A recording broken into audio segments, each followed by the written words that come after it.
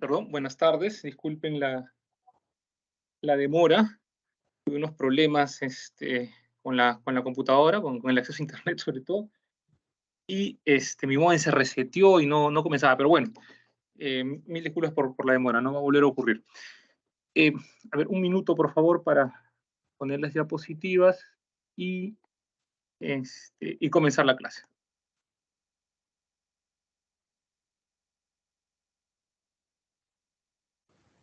Buenas tardes, profesor. Sí, buenas tardes.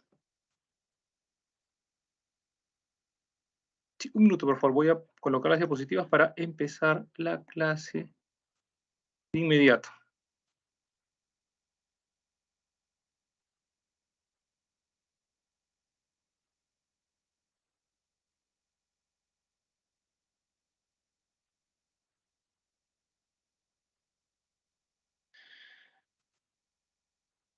Muy bien, buenas tardes. Muy bien. Entonces, tengo entendido que de 2 a 2 y 5 tenemos un receso. Entonces, vamos a tener clase. Vamos a tomar ese receso. Muy bien. Entonces, ¿qué es la economía como tal? Bueno, la economía va a partir de la definición de las necesidades y los recursos escasos, ¿no? O sea, tenemos necesidades humanas que van a ser ilimitadas en el sentido de la cantidad de personas que somos y lo que cada persona necesita. Por lo tanto, lo que va a surgir es que el ser humano tiene que buscar la satisfacción de esas necesidades, los objetos que satisfacen esas necesidades, tiene que buscarlo en los recursos que son limitados que ofrece el planeta. Y entonces ahí surge un conflicto conocido como la escasez. Entonces la escasez es una relación entre las necesidades y los recursos. O sea, digamos así, no es en sentido estricto, digamos así, entre la demanda de cosas, entre comillas demanda, porque no se refiere a la demanda, a las necesidades, y la oferta. O sea, lo que existe disponible, ¿no? Los recursos, también entre comillas, porque no vuelvo a repetir, no se refiere estrictamente a los términos. Entonces, hay un desequilibrio entre estos dos elementos, ¿no? Que es permanente y que no depende de si es un país rico o si es un país pobre, un país de renta alta, un país de renta baja, ¿no? La escasez es un fenómeno que va a permanecer. Lo que pasa es que la economía, y ahí entra la economía, busca o estudia, ¿no?, las actividades, las acciones, la organización humana que se debe ejecutar para utilizar de forma más eficiente los recursos, ¿no? Entonces lo podemos ver a raíz de esta crisis internacional que ha surgido con los operativos, con las acciones que ha tomado Rusia en Ucrania, ¿no? Que está en la mitad de una operación especial, pero que a todas luces podemos denominar que es una guerra, ¿no? Entonces, ¿qué es lo que ocurre para nuestro tema? Que los europeos se han visto súbitamente escasos de petróleo, ¿no? Entonces, Alemania, durante la era de Angela Merkel, que fue el canciller alemana casi toda todo el inicio del siglo XXI, ¿no? Casi 20 años estuvo como canciller, tenía una política energética donde Alemania era un país industrial alimentado con los recursos naturales provistos de Rusia, ¿no? Entonces se construyeron ductos, gasoductos en este caso. El petróleo también llegaba de Rusia porque había contratos de largo plazo que permitían que el petróleo fuera más barato, que el gas también se proveyera en cantidades suficientes y a precios negociados, ¿no? Como todo contrato a largo plazo. Y entonces esto permitió el crecimiento industrial de Alemania, ¿no? Sumado esto a que tenía del siglo XXI, ¿no? Bueno, las 2 primeras décadas, el crecimiento de China, sobre todo en la primera década del siglo XXI, un crecimiento exponencial de China, una expansión. Y entonces China se convierte pues, en el principal mercado de exportación de los productos alemanes. Entonces tenías una arquitectura interesante, ¿no? Alemania, un país industrial alimentado con materias primas de Rusia, vendía sus productos a la creciente economía china, ¿no? Porque los productos alemanes eran de alta tecnología, eran sofisticados, eran necesarios en ese momento de desarrollo de la economía china. Y bueno, y también otros países, ¿no? Pero sobre todo teníamos ese escenario. Entonces, en la guerra en Ucrania empiezan a surgir elementos políticos, ¿no? Ya cuestiones ya enteramente políticas y no económicas que influyen sobre este modelo. Entonces, a veces se habla de la dependencia del gas ruso, de la dependencia del petróleo ruso, de buscar fuentes eh, alternativas, pero cuando entra en ese escenario de buscar fuentes alternativas en el escenario del actual conflicto, se dan cuenta que primero no son ilimitadas, ¿no? De tal forma que ustedes han visto en la televisión cómo los países europeos, es un problema europeo, más allá de Alemania, han tenido pues que volver a conversar con Nicolás Maduro, volver a conversar con los iraníes, o sea, países que habían sido sancionados, que habían sido acusados también en términos políticos de ser dictaduras, etcétera, etcétera, etcétera. Entonces, los países europeos se ven de nuevo a conversar con ellos porque el petróleo tiene un límite, ¿no? La producción de petróleo se mide por millones, ¿no? Ya hay millones de barriles, ¿no? Un país produce 1 millón, pero no produce una cantidad ilimitada. Entonces, cuando tú quieres eliminar o cambiar de un proveedor que también produce una cantidad significativa, enfrentas esos problemas, ¿no? La escasez, o sea, la relación entre lo que existe y lo que se necesita queda más en evidencia. Entonces, no quiere decir que no exista, ¿no? Sino que lo que se requiere sobrepasa a, el problema, ¿no? Muy bien. Entonces, en ese sentido debemos entender la escasez y cómo podemos verla en el mundo, en el contexto actual de la crisis de la crisis energética que está viviendo actualmente Europa. ¿No? Muy bien, entonces esa relación es la que tiene que solucionar la economía. De ahí que la definición de la economía se plantee como la ciencia que estudia el modo como la sociedad administra los recursos productivos limitados, es decir, para, para producir recursos, pues, para producir bienes y servicios. Y esta es una palabra muy interesante, ¿no? Bienes y servicios. A ver, voy a traer un elemento que va a ser muy útil para la clase, por favor, ni 30 segundos.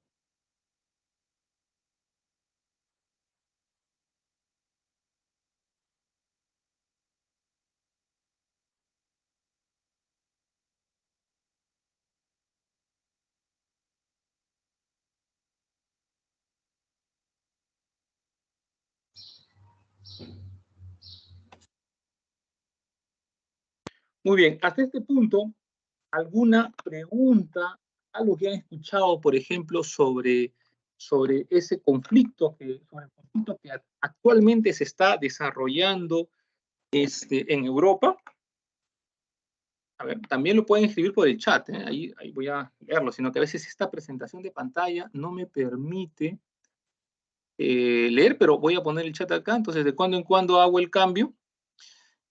Muchas gracias, recién estoy viendo los saludos, muchas gracias por los saludos. Alexandra, ¿qué es esto? Me sale una cosa extraña acá. Son emojis. Ya. Rosa, a ver, aquí hay una pregunta, dice, Andrea me pregunta, ¿es la primera vez que escucho sobre esta problemática? Muy bien. Entonces, sí, es importante también para su preparación y para el examen de admisión, sobre todo pensando en el examen de admisión, estar un poco informados también de la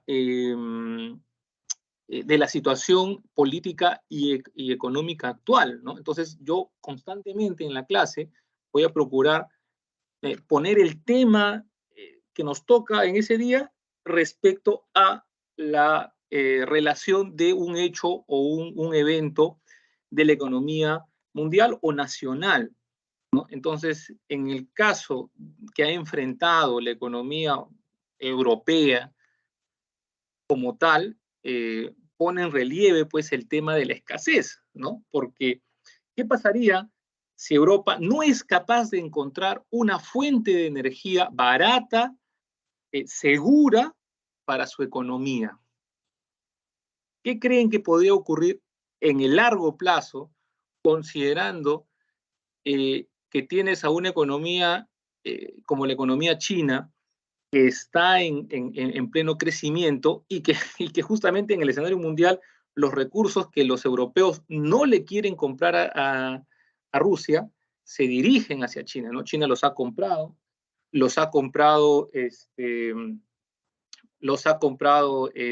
también la India. Entonces, ¿qué creen que pasaría con la economía europea si no puede encontrar una fuente de energía, o sea, gas, petróleo, segura y barata, ¿no? O sea, una fuente de energía que pueda sustituir eficientemente a la energía que no le quieren comprar a Rusia, por motivos ya políticos, ¿no? Obviamente. No son motivos económicos, porque ahí están los gasoductos, ¿no? Muy bien, entonces, piensen piensen su respuesta, pueden escribirlo en el chat, lo pueden dejar y después de un momento lo vamos a leer. Muy bien, entonces voy a continuar con la clase y dejen sus respuestas en los comentarios. Entonces, lo que tenemos, y quiero aquí aprovecharme, poner una diapositiva más en ese momento. Ya. Entonces, tenemos,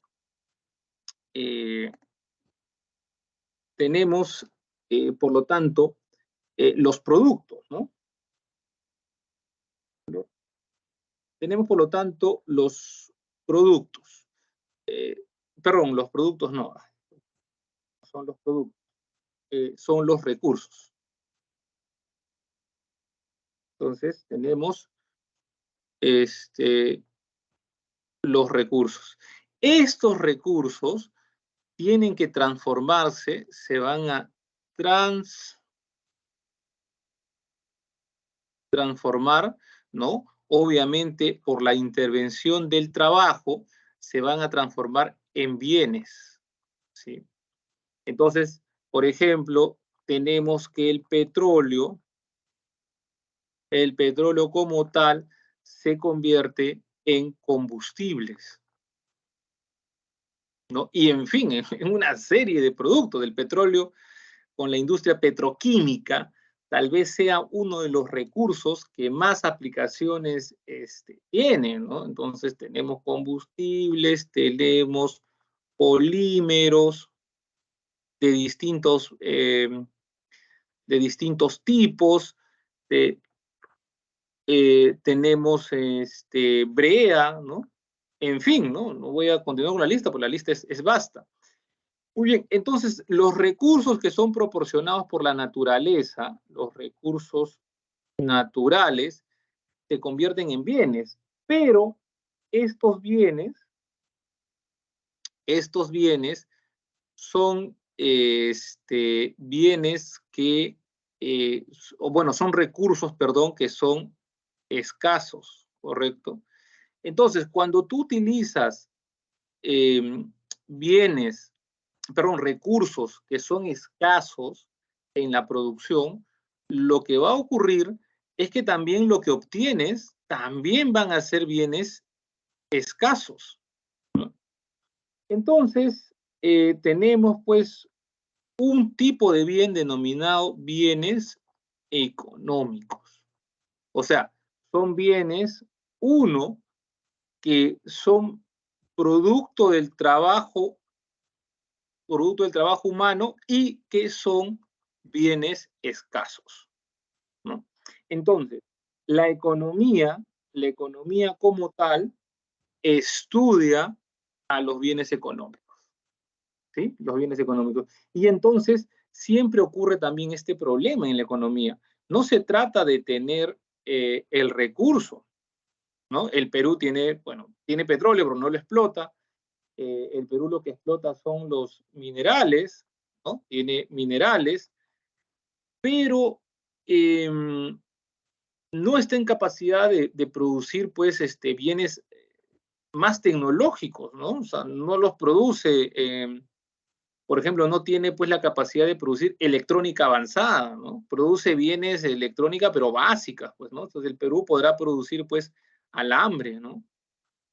Alambre de cobre, en fin, ¿no? Los tipos de alambre. Eh, pero la electrónica avanzada, pues, trabaja para hacer una electrónica en miniatura. Ustedes saben, los celulares son artefactos, pues, pequeños, las computadoras, todo eso demanda la producción de elementos, pues, muy, muy pequeñitos que inclusive se miden a nivel de los nanómetros, ¿no? De los nanómetros. A nivel mundial también tenemos, por ejemplo, en esta lucha, y eso lo pueden buscar ahí también en internet y enterarse, cuáles son las pugnas por la industria del chip, la industria de los semiconductores. Y es un tema tecnológico, ¿no? O sea, los chips de las computadoras. Cuanto más rápido, cuanto más potencia te ofrezca un elemento, entonces, pues, más cosas necesitará. Y entonces eso hace más grandes los objetos, ¿no? Entonces tiene que usar la tecnología para ser más rápido, más potente y ser del mismo tamaño, ser lo más portable posible, ¿no? Entonces, estos chips se necesitan de una tecnología que es muy cara, ¿no? A la cual muy pocos países están en esa disputa, pero son ahora las grandes potencias, o sea, China, Estados Unidos, Europa, bueno, recientemente Rusia quiere unirse a esa disputa, se disputan con desarrollar en su país la tecnología para producir chips, ¿no? Chips de computadoras que gobiernen, pues saben que los chips están en todos los objetos electrónicos, ¿no? Automóviles, computadoras, televisores, celulares, todos ellos necesitan esos chips para todo lo que es la electrónica que los gobierna, ¿no?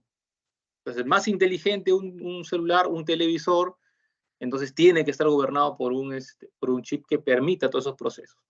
Bueno, entonces tenemos esa consideración. ¿Cuál es el objeto de estudio de la economía? Bueno, es estudiar los problemas relacionados con la producción y distribución de bienes, ¿no? Y entonces cuando tú, digamos, enumeras problemática, ¿no? Producción vamos a poner aquí un colorcito, de bienes y servicios, entonces te das cuenta que es un proceso complejo, ¿no? Entonces el estudio de la economía es el estudio de todas las actividades humanas que se desarrollan para la producción de bienes y servicios, ¿no? Y como vemos en este gráfico, es pues desde la obtención de los recursos, ¿no? Entonces, por ejemplo, digamos, acá hay varias cosas, pero pensemos en la producción de un lápiz. Entonces, cuando hablemos de los recursos, desde los recursos, lo que vemos es pues que que tiene que haber primero una actividad extractiva, ¿no? Primero tiene que haber una actividad extractiva. Esa actividad extractiva será pues la tala, ¿no? Entonces, primero tenemos la extracción de madera, ¿sí? La tala de árboles. Luego también será pues la extracción de carbón, ¿sí? Entonces, ahí estará la minería. Luego, estos recursos tienen que ser trasladados a un centro pues, de producción, ¿no? Entonces, y solamente fíjense que más allá de la fábrica donde finalmente se produce, aquí tenemos un intermedio, ¿no? Entonces, este intermedio, este intermedio necesita pues de también de personas, ¿no? O sea, aquí estará pues el traslado. Entonces aquí habrá pues camiones y los camiones necesitan pues personas, ¿no? Necesitan una infraestructura para almacenar, transportar los árboles, ¿no? Y cuando se produzcan también necesitará a su vez otra infraestructura y otras personas que intervengan en el traslado de los bienes. Y es más, la venta final también requiere pues una infraestructura para ello, ¿no? Tiendas, comercios, librerías, personas que atiendan esos comercios.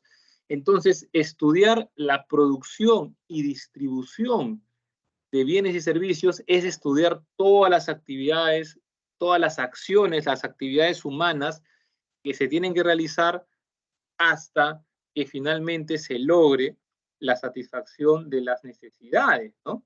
De las necesidades que se logrará, perdón, que se va a lograr cuando finalmente los consumidores, ¿no? Los consumidores lo utilicen para vestirse, lo utilicen para alimentarse, lo utilicen en su educación, ¿no? Entonces esos bienes van a satisfacer estas necesidades. Entonces, cuando se produzca el hecho de que el consumidor obtenga el objeto y lo utilice, en ese momento habrá terminado ya la economía, ¿no? En el consumo del bien. Pero hasta ese momento se requieren la participación de un número muy grande de personas. Y todos los que estamos escuchando esta clase, en algún momento, para obtener dinero, para también a su vez comprar lo que necesitamos, tenemos que participar. O sea, nuestro empleo, lo que estudiemos, lo que decidan estudiar, está inmerso en este proceso, ¿no? O sea, ustedes conseguirán su trabajo o participarán en su trabajo en cualquier nivel, ¿no? En cualquier nivel de, de la extracción de recursos, de la producción de bienes, de su distribución, del comercio, en cualquier nivel de este proceso económico, ahí obtendrán ustedes su trabajo, ¿no? Y no solamente, profesor, pero yo soy psicólogo, no voy a participar en el proceso económico como tal, ¿no? Mi carrera no va a ser producir bienes, ya sea manualmente o ya sea el que diseña o el que dirige, no voy a participar en la producción de bienes, ¿no? Yo voy a dar un servicio, voy a ser un contador, voy a ser un psicólogo. Y si fueras un contador, todavía queda más claro que sí estás participando en el proceso económico. Ustedes miran ya, el psicólogo también participa en el proceso económico. ¿Por qué? Porque sus clientes, para tener el dinero para pagarle, tienen que haber participado en el proceso económico, ¿no? En cualquiera de estas actividades que se tienen que realizar para obtener un bien. Ya, sí, profe, pero claro, el dinero, pero en sí no estoy participando.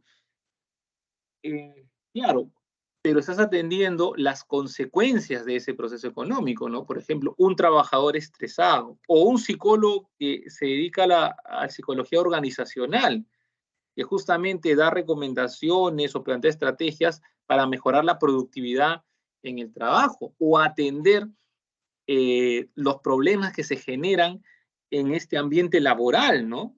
Donde muchas personas pues trabajan muchas horas, ¿no? Donde se presionan a sí mismos, donde la economía misma presiona a las personas porque quieren obtener una mejora en su vida, quieren obtener una casa, quieren tener un carro, entonces se estresan, se llevan al límite, Eso genera, pues, mucho estrés, problemas en el hogar, ¿no? Por el dinero, por la falta de atención, y ahí está, ¿no? Las actividades humanas, consecuencias derivadas de, generará el campo de acción o de trabajo de los psicólogos, ¿no? O de los médicos. ¿Ya? Entonces, y como dije, bueno, más allá de esto que se ha derivado, la psicología también tiene una rama que se dedica exclusivamente a problemas derivados de la producción, ¿no? De la organización de la empresa, la organización de la fábrica, los médicos también, ¿no? Hay una rama también que se llama, pues, salud ocupacional. Entonces, también hay una aplicación, ¿no? Bueno, en fin, eh, la economía va a ser eso, es el estudio de las actividades que se realizan para producir bienes y servicios que satisfacen necesidades. Muy bien, entonces tenemos ordenación y clasificación de los fenómenos económicos para determinar leyes económicas, esa sería su finalidad. Bueno, esto vamos a verlo con más tiempo. Los métodos que se utilizan en economía son, pues, básicamente el método inductivo, perdón, que va, pues, de lo específico a lo general. ¿Dónde vemos eso? En todas las ciencias, en la estadística, pues. La estadística es una forma de estudiar la realidad bajo un método inductivo. Porque, ¿qué hace la estadística? A ver, ¿qué hace la estadística? ¿Alguien quiere participar abriendo su micro? ¿Cómo funciona la estadística? La estadística te dice que el 30, no, te dice que el 25% de los peruanos está en pobreza, ¿no? O el 20%, un poco menos del 20%. Los peruanos se encuentran en pobreza. Entonces, la pregunta es, la estadística para poder determinar o sacar esa conclusión, o el porcentaje, observó a todos los peruanos, ¿no? Cuando la estadística te dice No a el todos. 30, no observó a todos, ¿verdad? Es la recopilación de información de una parte o de un sector, generalizándolo. Claro, de un sector que se utiliza para decir todos, ¿no? O sea, o para asumir que así funciona todo. Entonces, tú vas en la estadística, tú vas de lo específico, de la observación de un caso, y luego generalizas y dices, ah, ya, entonces el total se comporta de la misma manera. Entonces, traen una muestra de sangre, también, o sea, es lo específico, es una muestra de sangre, ¿no? Es una cantidad de tu sangre. Y con los resultados de esa muestra, te dicen, a todo tu cuerpo está en la misma situación, ¿no? Si la concentración de azúcar en esa muestra es tal nivel, ¿no? La glucosa, entonces el resto también de tu sangre está con la misma concentración de glucosa. Entonces se asume lo general. Entonces así funciona la estadística, ¿no?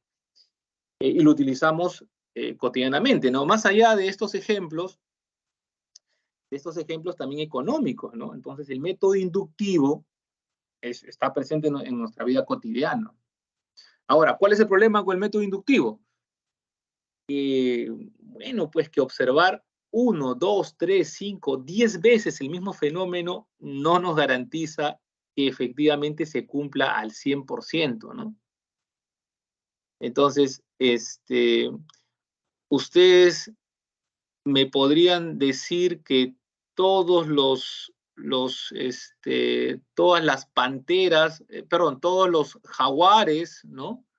O todos los tigres también, pues son de una determinada forma, ¿no? Un tigre, pues es dorado con rayas negras, ¿no? Y han observado muchos tigres y todos son de esa forma, ¿no? Dorados con rayas negras.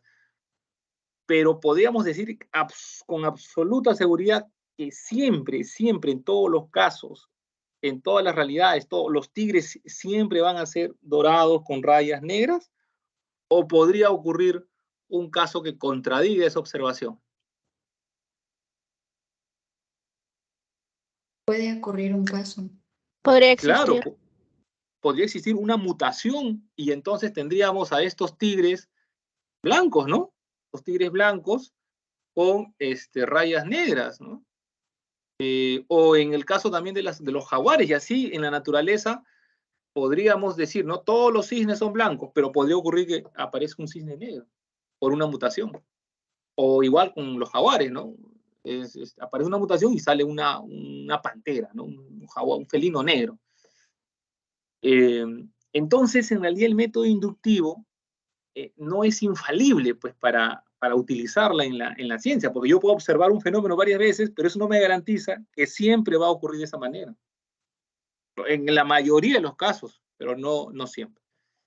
Entonces, se recurre también a otro método, ¿no? La ciencia utiliza otro método, que es el método deductivo, ¿no? Que va de lo general a lo específico. Donde yo es el método teórico, pues, ¿no? Entonces, ¿de dónde saco lo general? Del razonamiento, del pensamiento, del análisis, ¿no? De lo que debería ser la realidad, y luego eso lo quiero aplicar a todos los modelos. Entonces, ¿de qué me ayudaría esto? Me ayudaría, por ejemplo, a predecir, ¿no? Ya. Entonces yo deduzco que todos se deben comportar de la misma manera. Pues hago mi hipótesis. Y entonces deduzco que debe ocurrir de esa manera, ¿no? El modelo, en este caso en específico, se va a comportar de esa manera. Sube el precio, baja la cantidad, porque lo he presentado, porque mi razonamiento me lleva a que debería ocurrir que al subir el precio la gente deje de comprar más. Entonces, en cualquier bien, al aplicar esa teoría, va a resultar de esa manera, ¿no? Y en términos generales, la economía lo que hace es plantear un modelo, un supuesto, una escala pequeñita, y en base a eso va a sacar conclusiones y va a decir todo lo demás debería comportarse de esta manera, ¿no? Entonces, lo inductivo es más práctico, ¿no? Lo deductivo es más teórico, ¿no? Se basa ya en el razonamiento, en las hipótesis. Tengo elementos de la realidad, me lleva a elaborar una hipótesis, y esa hipótesis yo la trato de aplicar en un caso en específico, ¿no? Y a veces ahí salen las tesis, pues, ¿no? Cuando ustedes lleguen a la universidad, llegue su momento, probablemente hagan una tesis universitaria donde digan prueba del modelo de la teoría tal, ¿no? En la realidad, ¿no? Aplicación de la teoría tal, esa va a ser su tesis de pregrado, por ejemplo, ¿no? Y entonces lo aplican para ver si efectivamente se cumple lo que la teoría dice en ese caso en específico. Entonces están usando el método deductivo, ¿no? Muy bien, entonces esos serían los dos grandes métodos que aplica la economía. Muy bien. Entonces tenemos el pensamiento económico. Vamos de tiempo. Ya 15 minutos. Entonces, la ciencia económica es una ciencia joven, ¿ya? Es una ciencia joven. Una gráfica más aquí. A ver, muy bien. Entonces, bueno, si hay alguna duda o consulta, aprovechemos aquí. Quiero ver cómo está organizado esto. Bueno, eso está organizado de una manera más particular. Ya, vamos a ver acá. Ya. Entonces voy a insertar una lámina.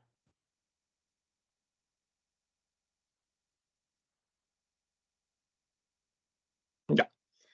Muy bien, entonces tenemos que la economía, ¿no? Tenemos el pensamiento económico.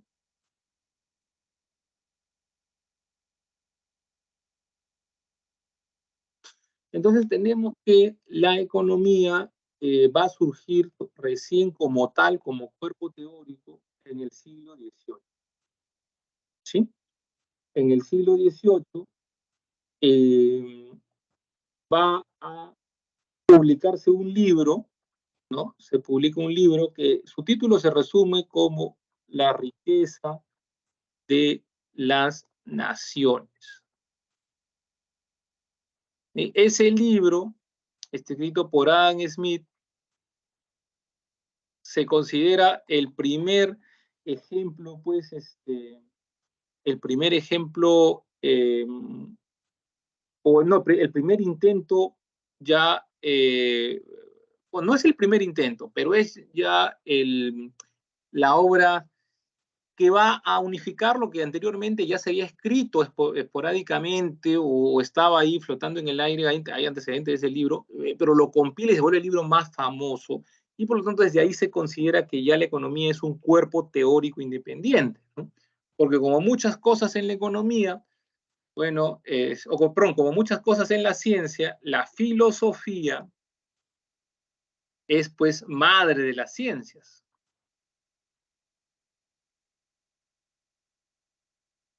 Entonces, muchas ciencias tienen su origen en la filosofía, ¿no? La psicología como tal, ¿no? La psicología se define pues en su forma más básica como algo así como el estudio del alma, ¿no? Entonces, inclusive en algún momento las facultades de psicología estaban pues en las escuelas de humanidades, ¿no? Como una separación de la escuela de filosofía. La economía también, ¿no? Como una rama de la filosofía moral. Eh, bueno, sobre todo las ciencias sociales, ¿no? Ahora, obvio, no quiero decir que es madre de todas las ciencias, ¿eh? Soy un poco osado al momento de decirlo.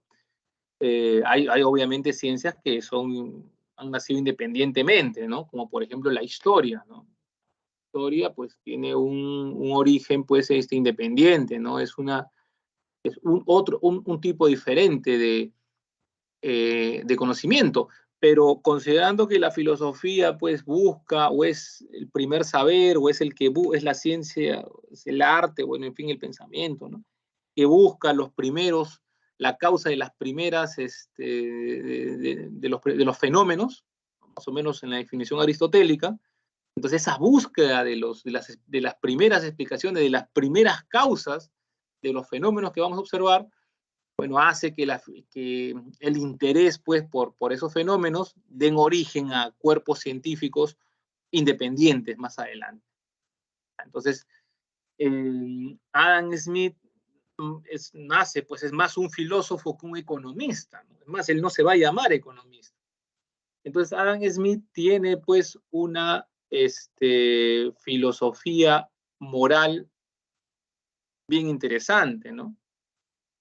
Obviamente, desde que no es original, ¿no?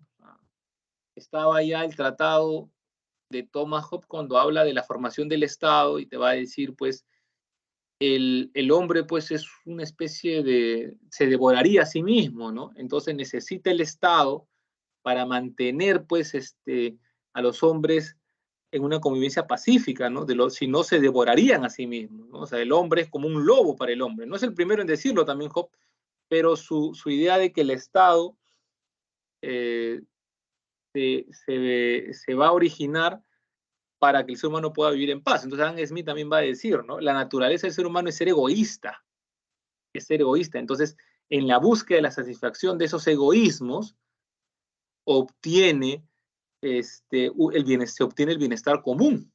O sea, hay algo ahí en la economía, hay algo en la sociedad humana, que a pesar de que los seres humanos busquen su propio interés, sean egoístas, terminan contribuyendo a su bienestar común.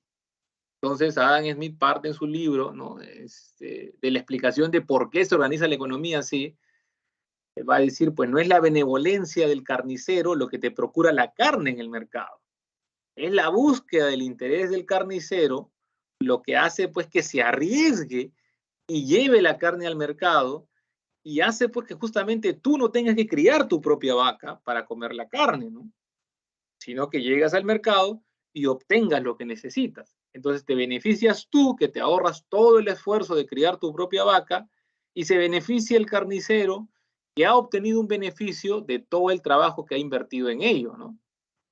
Entonces lo ha hecho porque buscaba una ganancia, un beneficio, ¿no?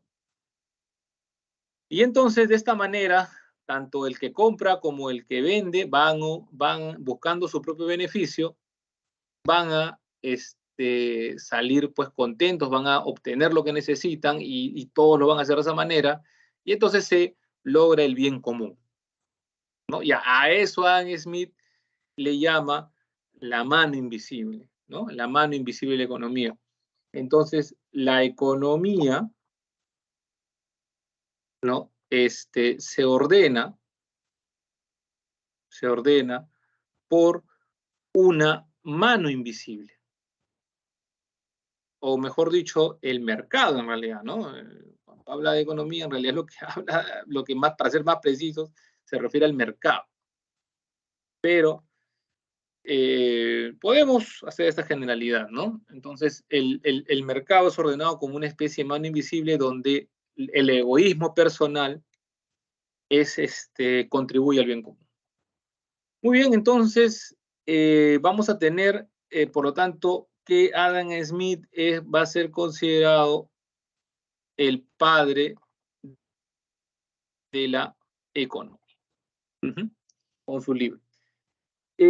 Luego, entonces con Adam Smith nace la escuela clásica de economía, ¿no? La escuela clásica de economía. ¿Qué es lo que va a buscar en el libro Adam Smith, ¿no? El título del libro es pomposo, ¿no? Es un libro que te habla de el origen, es una investigación de las causas de la riqueza de las naciones. ¿Qué es lo que hace que una nación sea rica? Entonces, la explicación de Adam Smith es el trabajo, ¿no? La causa de la riqueza es el trabajo. Es el trabajo. Ahora, ¿hay gente anterior a Adam Smith? Sí. Vamos a verlo en la diapositiva. Esto pasó. Eso.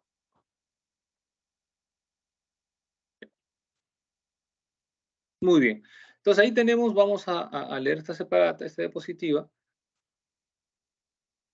Y tenemos entonces que tenemos anterior a los clásicos, lo que vamos a tener es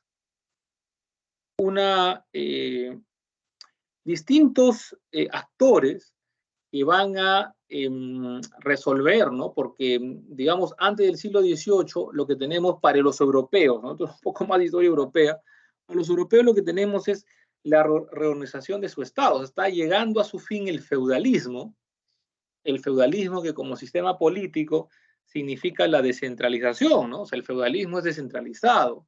El feudalismo es, pues, poderes regionales, poderes locales, ¿correcto? Y eso se contrapone a la formación de un Estado, de los grandes Estados europeos, ¿no? Hablo Francia, España, todos ellos tenían el poder, pues el rey no tenía el poder absoluto.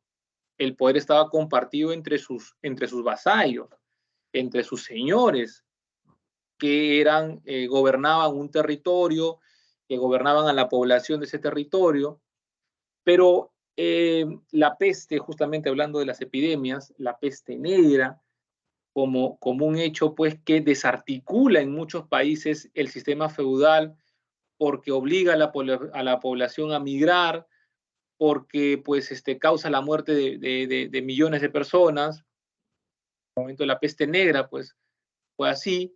Entonces los campos quedan desiertos, hay menos mano de obra para sostener el sistema feudal. Los campos no producen, pues producto de esta debacle de la población, de este movimiento de la población. Entonces se robustecen las ciudades, los señores feudales decaen, ¿correcto? Y eso lleva pues a llenar ese vacío de poder. Entonces son los reyes los que ocupan ese poder y comienzan pues guerras feudales, y los reyes que empiezan este proceso de centralización, esta búsqueda del poder absoluto, necesitan dinero, ¿no? Y juntamente con ese fenómeno ha llegado pues un fenómeno que es pues el comercio, pues la colonización, ¿no? O sea, el encuentro, el descubrimiento por parte de los europeos del nuevo mundo, ¿no? En la historiografía europea, ¿no? Los europeos han encontrado una ruta que los lleva a un continente que no conocían, ¿no? O que por lo menos no habían tenido contacto. Entonces,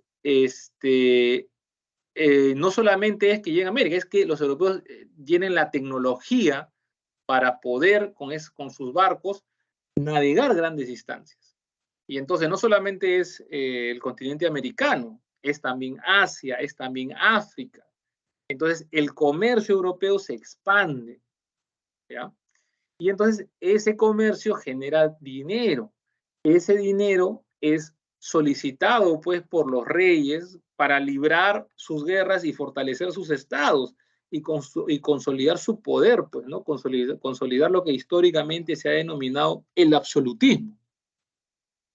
Muy bien, entonces, los primeros en recomendarle son los comerciantes, ¿no? Los que estaban metidos, como vemos en esta lámina, en el comercio, esos comerciantes, esas personas que arriesgaron sus capitales, que arriesgaron su dinero, en navegar grandes distancias, llegar a lugares pues desconocidos para muchos de ellos. Entonces se acercaban a rey y le decían, mira, yo te puedo comprar, compartir los beneficios, pagar a cambio de que tú me entregues el monopolio de una determinada ruta. Entonces, pues para ellos el comercio es quien genera los beneficios, ¿no? Y entonces de lo que se trata es en el comercio, los comerciantes lo hacen, ¿no? Compran barato y venden caro. Esa es la forma en la que un comerciante hace su dinero. Entonces, compras los bienes a un precio y lo vendes a un precio mayor. Esa diferencia es tu ganancia. Con esa ganancia compras más capitales y obtienes más ganancias, ¿no? Entonces, si un comerciante le preguntas de economía, es lógico que te diga, majestad, lo importante de un país es mantener la circulación o el excedente de oro y plata, ¿no? O sea, que nosotros vendamos más de lo que nosotros compramos. Entonces nos quedemos con mayor cantidad de dinero. Y es importante el comercio en todo este espacio histórico que les estoy comentando. Muy bien, entonces aparece el mercantilismo. El mercantilismo, ¿no? Aparece el mercantilismo. Entonces tenemos pues la intervención del Estado. El Estado es quien entrega los permisos para comerciar a estas compañías. ¿Correcto? Muy bien. Vamos a continuar conversando. Creo que faltan 2 minutitos. No sé si voy a interrumpir aquí. Ya vamos a llegar al receso. No quiero que se corte a mitad de una conversación. Muy bien. A ver, vamos a verlas. ¿Me escuchan bajo? Ay, ¿qué pasó? ¿Se solucionó el problema o me siguen escuchando bajo? Muy bien, a ver, rápidamente, en los 2 minutos que falta, leemos las preguntas y nos vamos al receso a las 2 en punto y volvemos a las 2:05. Muy bien, entonces dice, bajaría sus niveles de producción y China las ganaría en lugar de la potencia. Claro, si no pueden obtener, pues, lo que conversábamos en la primera parte, una fuente de recursos, una fuente de energía barata y segura, entonces lo que enfrenta Europa es la desindustrialización. Ya no va a ser potencia, China subiría el puesto. Efectivamente, ¿no? Europa enfrentaría, las empresas europeas migrarían, no necesariamente a China, probablemente migren a Estados Unidos, entonces tendrías en realidad el declive real, pues, de la industria europea. China se puede convertir en un monopolio, eso afectaría ya que tal vez pueda hacer que aumente el precio y los demás países no puedan encontrar muchos recursos. Bueno, en ese sentido China es un productor enorme, ¿no? Pero los productos no se producen en un solo país, ¿no? se producen en varios países, no solamente al tratarse de un producto, sino también a la llamada cadena de suministros. Bueno, en realidad la crisis aumentaría. Muy bien, 2 de la tarde. Me quedo leyendo sus comentarios y nos vemos entonces a las 2:05. Por favor, vayan al receso y tomamos un pequeño descanso. Nos vemos, 2:05. Cuídense.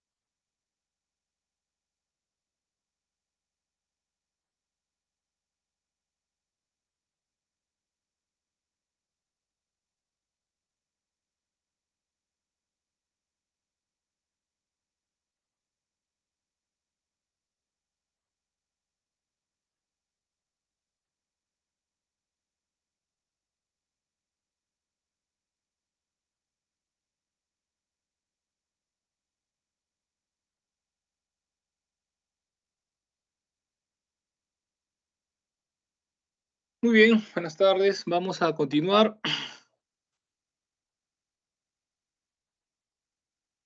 Entonces, lo que tenemos aquí es pues que el mercantilismo, vamos a ponerlo aquí, mercantilismo, ¿sí? Va a proponer al monarca, va a proponer un comercio, ¿no? Lo que va a proponer siempre es mantener un comercio favorable. Favorable en el sentido de que sus exportaciones sean siempre mayores a sus importaciones. ¿Ya? Eso va a ser lo que va a recomendar. Entonces aquí está, ¿no? La balanza comercial siempre favorable, para ello se implementaron una política proteccionista. Esto es importante, que se trate de una política proteccionista, que contribuyó notablemente a la expansión de la manufactura. Modernamente, cuando alguien utiliza la palabra mercantilista, ¿no? Por ejemplo, Trump, ¿no?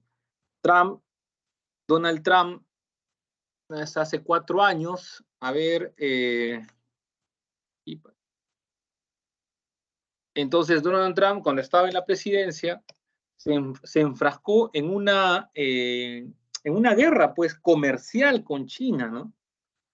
En una guerra comercial que incluyó, pues, elevar aranceles, o sea, impuestos a los productos importados, incluyó, pues, inclusive prohibiciones, ¿no? En la política de Trump se prohibió a las empresas tecnológicas, a las empresas estadounidenses, prestarle servicios a Huawei.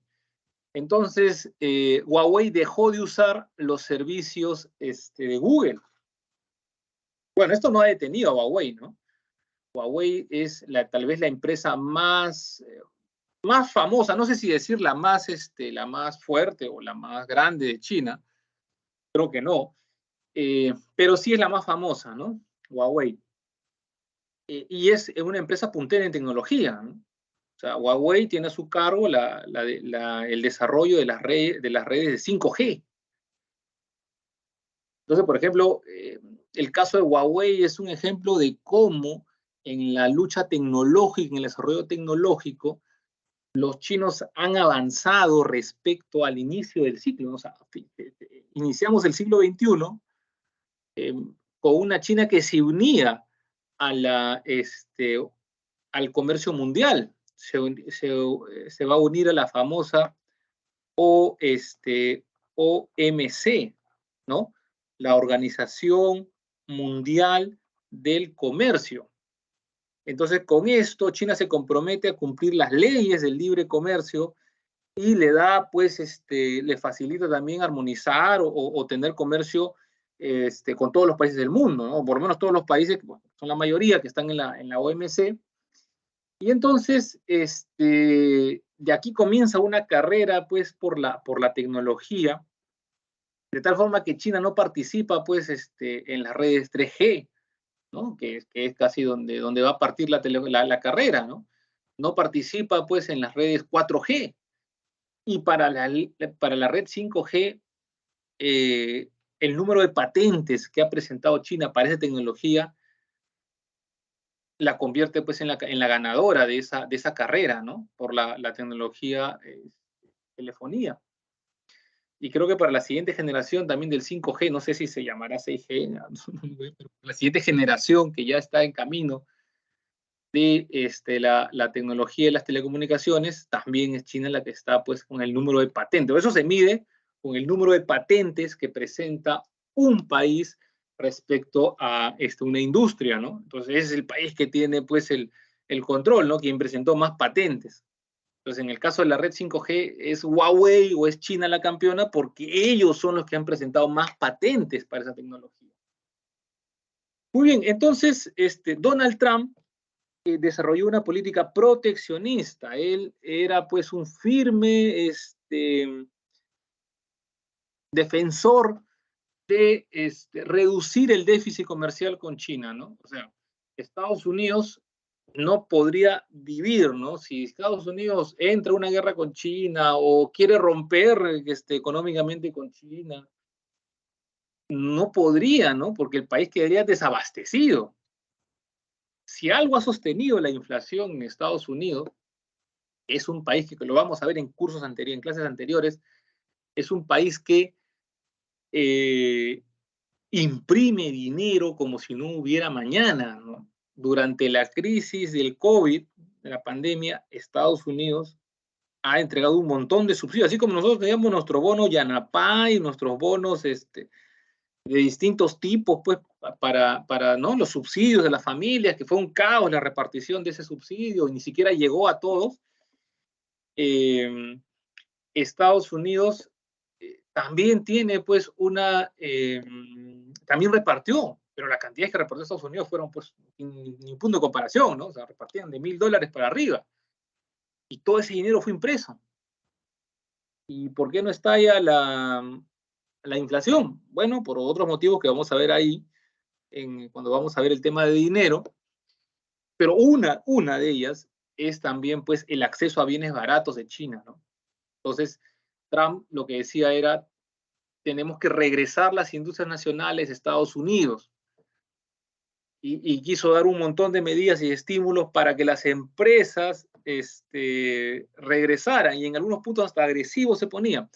Entonces, Donald Trump, el anterior presidente de Estados Unidos, sería, pues, un mercantilista desde ese punto de vista, ¿no? Porque su política económica era una política, pues, proteccionista en su enfrentamiento con China, ¿no? Abiertamente, ¿no? Eso fue el pilar de su presidencia, ¿no? El enfrentamiento comercial con China, en su interés de reducir el déficit comercial que tenía, ¿no? Al tener un déficit comercial significa que lo que importa de China es muchísimo mayor a lo que exporta, ¿no? Hay bienes, por ejemplo, que son más baratos en China, pero traerlo directamente desde China a Estados Unidos, bueno, no sé si ustedes comprarán o han comprado, tienen un familiar que compra por AliExpress, ¿no? Entonces, bueno, efectivamente hay cosas que son baratas de traer, y hay otras, sobre todo los bienes más grandes, que es costoso, ¿no? Y la ruta normal, inclusive para todos los bienes, es de que los bienes van de China a Estados Unidos y de Estados Unidos vienen al Perú, ¿no? Inclusive cuando compras cosas que son de Estados Unidos o que lo compras por Amazon, eh, vas a comprar cosas que son de China. Están fabricadas en China. Con otra calidad, de repente, ¿no? Muy probable. Pero finalmente tienen su origen en ese país. Bueno, entonces ellos son los mercantilistas. Esto ya es un poco lo que vimos. Muy bien. Luego de los mercantilistas, bueno, ya estamos avanzando también. Los mercantilistas aparecen en este proceso donde los estados nacionales están formándose. Los mismos mercantilistas están en un proceso de nacimiento del capitalismo, están en lo que se podría denominar el capitalismo, pues, mercantil, un capitalismo incipiente, ¿no? Están en ese proceso, y van a aparecer, pues, los fisiócratas, ¿no? Los fisiócratas. Los fisiócratas, ya estamos hablando de estados que ahora necesitan administrarse, ¿no? Necesitan administrarse. Entonces los fisiócratas van a ser burócratas. Los mercantilistas, los que recomendaron esas teorías, esas políticas, eran, pues, comerciantes, ¿no? Eran negociantes. Entonces sus recomendaciones eran prácticas. Hay que expandir el comercio, hay que proteger la producción nacional, tenemos que vender más de lo que compramos. Eran recomendaciones prácticas para generar ingresos para el Estado, ¿no? Para que el rey pudiera tener ingresos y librar sus guerras. Pero ya cuando tienes un Estado consolidado, un Estado que administrar, entonces es diferente. Y también es diferente lo que te pueda recomendar un mercantilista inglés, ¿no? La mayoría de los que estaban al otro lado van a ser, pues, van a entrar en ese periodo, y van a ser, pues, van a estar en Inglaterra, donde se va a llevar a cabo la revolución industrial, donde se va a llevar a cabo, pues, el nacimiento del capitalismo como tal, Y luego tienes a su principal opositor en ese momento, que es Francia, ¿no? Que es un estado continental y por lo tanto un estado con una agricultura más fuerte. Entonces también hay que ver. Entonces, es eso, ¿no? Los mercantilistas son más comerciantes, los fisiócratas son más burócratas, más en el sentido de poder hacer funcionar la economía en su conjunto, el Estado en su conjunto. Entonces, por ejemplo, una de las grandes aportaciones, sobre todo de este tipo, de Francis Quesnay, es pues la tabla económica, ¿no? La tabla económica, que es pues el primer intento de medir la producción, ¿no? Esa es la tabla económica, es un documento contable donde están registradas las producciones, pues, ¿no? Entonces, y eso habla pues de un Estado que está buscando organizar pues el Estado, ¿no? Para ver cómo interviene. Es la primera vez que se recopila información de la producción, del consumo, en este caso sobre todo de la producción de un país, para que el Estado pueda tomar decisiones. Entonces, lo que tenemos es de que los fisiócratas, al medir esto, al querer organizar el Estado, lo que van a decir es de que la riqueza de un país, ¿no?, se encuentra en el factor tierra, ¿no? A diferencia de los fisiócratas, que lo que te van a decir es que la riqueza, ¿no?, se va a encontrar en el dinero, ¿no?, en la acumulación de dinero. Y los fisiócratas son los primeros en indicar que la riqueza de un país está en un factor económico, en un factor productivo. El factor tierra es un factor productivo, ¿no? Y los fisiócratas van a ser los primeros en decirlo. El dinero no es un factor productivo. El dinero, pues, es un flujo, es una consecuencia de la actividad económica, ¿no? Pero no es en sí, pues, el factor de la riqueza. Que lo acumules o que lo tengas o no lo hayas gastado es muy diferente a hacer lo que efectivamente genera esa riqueza, ¿no? Porque lo que estás confundiendo es lo que ves, ¿no? O sea, lo que ves es el dinero, es al llevar los productos al mercado, estás recibiendo dinero. Pero el tema no, entonces no es el dinero, es lo que estás produciendo. ¿Qué es lo que genera esa producción? Y para los fisiócratas va a ser la tierra. Muy bien, vamos a ir un poquito más rápido. Entonces, finalmente vamos a llegar a ese punto con el cual comencé, ¿no? Respecto al origen de la economía. Entonces vamos a llegar a los economistas clásicos. Entonces acá tenemos a Adam Smith como padre de economía. Entonces tenemos a la escuela clásica de economía, porque Adam Smith va a ser el padre de la economía.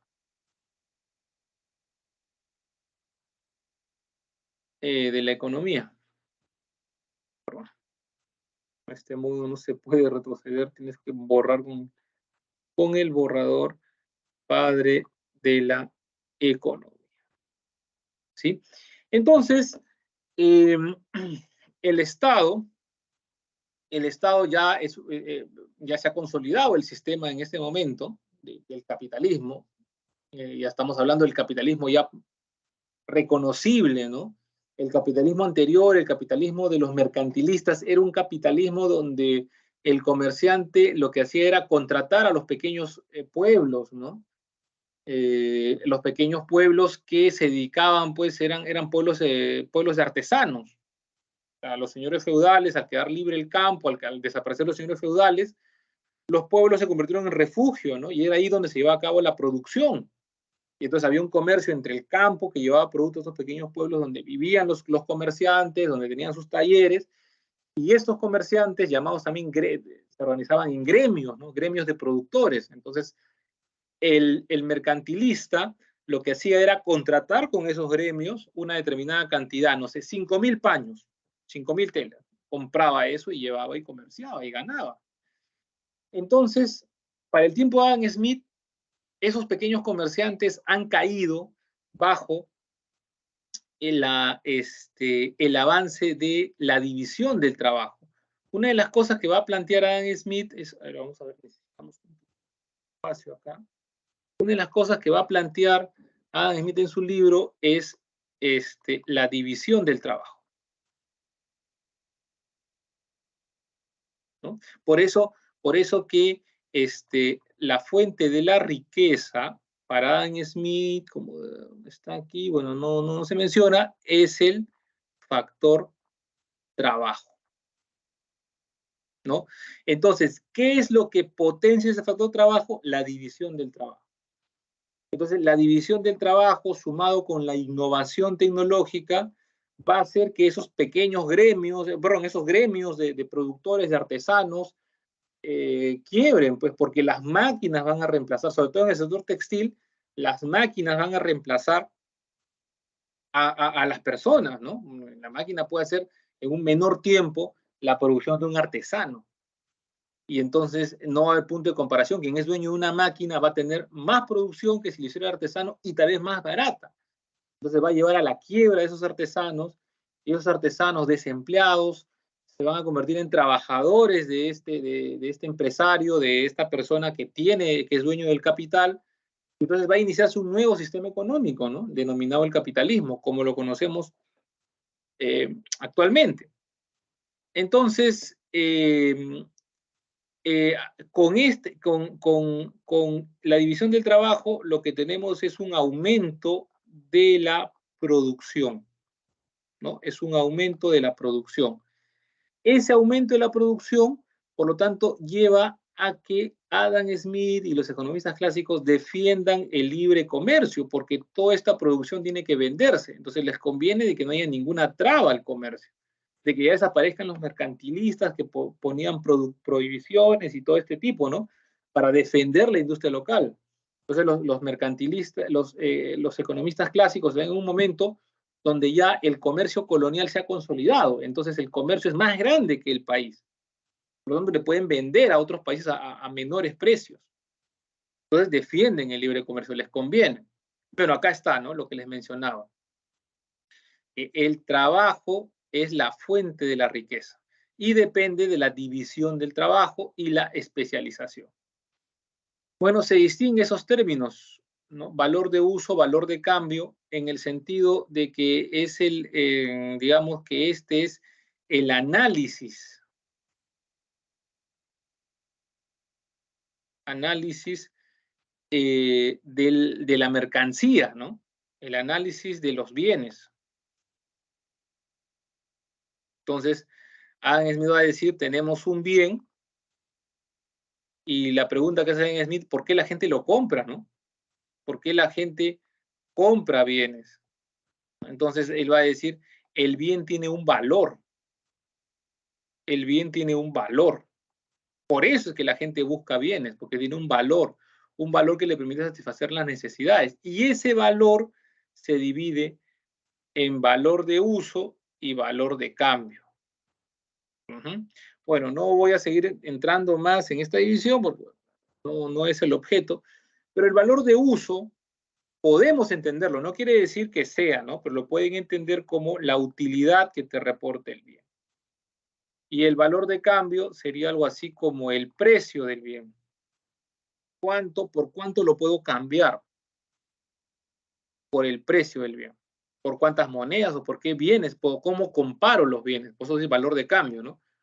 ¿Cómo realizo el cambio de un bien por otro bien? Yo necesito carne y tengo sal o tengo vino. ¿Cómo voy a hacer el cambio, ¿no? ¿Qué cantidad de vino es equivalente a una cantidad de carne? ¿O qué cantidad, pues, de vino es equivalente a una cantidad de verduras que necesito, ¿no? Entonces, ese intercambio, digamos, esa equivalencia, Adam Smith lo plantea en un ejemplo muy útil donde él dice, ¿no? En el mercado, un venado tiene el mismo valor que 2 castores. Entonces, si yo quisiera cambiar venados por castores, tendría que entregar 2 castores a cambio de un venado. Y entonces ahí viene su razonamiento, ¿no? ¿Y por qué eso es así? ¿Por qué 2 castores es equivalente a un venado? Y la respuesta de Adam Smith es por la división del trabajo. No, perdón, por el trabajo, porque el trabajo para cazar un venado es el doble que para cazar un castor. Bueno, creo que al castor pues tienen que hacerle pues una trampa, ¿no?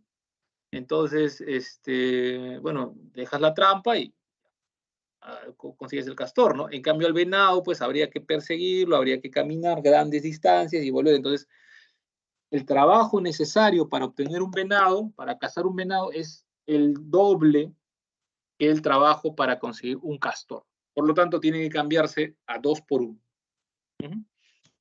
Y entonces estas ideas van a ser las que van a dominar la economía. Pero el sistema económico que vamos a ver es un sistema que va a generar una intensa lucha, una inmensa injusticia social. Entonces, aquí vamos a tener esto, ¿no? Vamos a tener a la escuela socialista.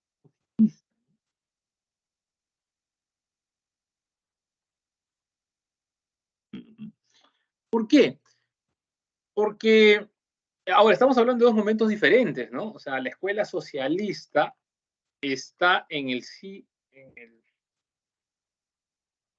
el siglo XIX. Marx es un hombre del siglo XIX. En cambio, Adam Smith y todo es un hombre del siglo XVIII, ¿no? Entonces son momentos de la historia muy diferentes. Por lo tanto, el momento económico que vive Marx no es el de Adam Smith. Adam Smith está enfrentando la primera revolución industrial.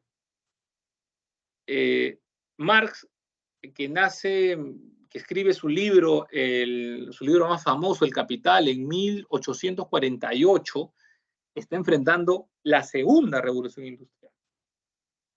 Entonces, la sociedad y la economía son distintos, y eso también hay que entender cuando vamos a analizar sus teorías, ¿no? Responden a un momento histórico determinado. Entonces, lo que se rescata de Marx no es tanto que la teoría marxista sea válida hoy por hoy, ¿no? Lo que se descarta es el análisis que hace, ¿no? El tipo de análisis que utiliza, ¿no? Y de ahí hay que pensar analizando nuestra realidad, ¿no? Entonces estamos en una realidad donde hay pues cadenas de producción, estamos en una realidad donde hay un capital pues financiero, donde hay pues una pugna ya no por el capital, sino por el dominio de la tecnología, ¿no? Entonces son momentos de la historia que debemos entenderlos para comprender bien lo que plantean. Entonces, en un contexto donde la primera revolución industrial ha causado la quiebra de muchos gremios, de muchos artesanos, y esos artesanos que no tienen trabajo, que ya no pueden competir en eso, se convierten en trabajadores de la persona que tiene la innovación tecnológica, el capital. Y entonces se consolida un sistema donde tienes a un grupo de personas, al empresario, al innovador, dueño del capital, y otra persona que lo único que hace es, que lo único que tiene es su trabajo para ofrecer. Y el trabajador, el capitalista, contrata a estos trabajadores, le paga un salario, porque luego de producir estos bienes lo vende en el mercado y con ese dinero paga ese salario, y el trabajador luego regresa a casa, descansa, hace su vida familiar, regresa otra vez al trabajo para, poder seguir recibiendo un dinero y con ese dinero comprar los bienes que necesitan, ¿no? Entonces tenemos ese sistema. En el sistema anterior, el sistema feudal, las personas eran dueñas de la producción, porque cada uno tenía su máquina en su casa, ¿no? Hoy por hoy, por ejemplo, ¿qué sería parecido a ese escenario previo al desarrollo del capitalismo? Bueno, la tecnología lo ha permitido, ¿no? O sea, te han dotado de computadoras, necesitas pues tu cerebro y entonces puedes ser pues un trabajador independiente en algunas profesiones, claro está, ¿no? Un poco la virtualidad también ha permitido que se consolide, ¿no? O sea, tu casa se convierte ahora en tu lugar de trabajo.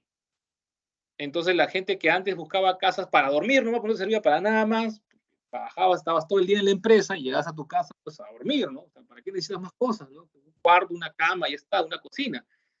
Entonces también cambian las necesidades porque ahora sí necesitas pues una biblioteca, necesitas un estudio, necesitas un espacio para trabajar.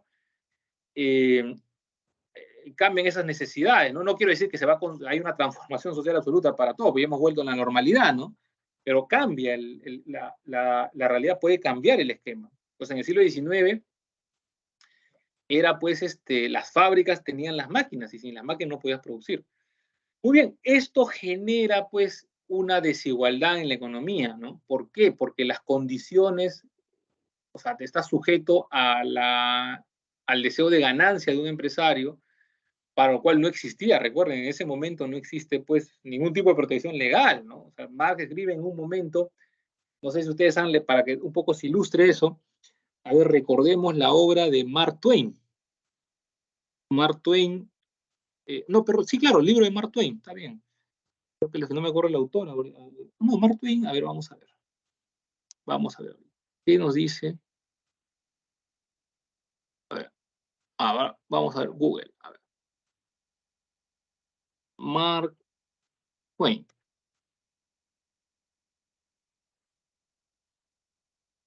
Mark Twain.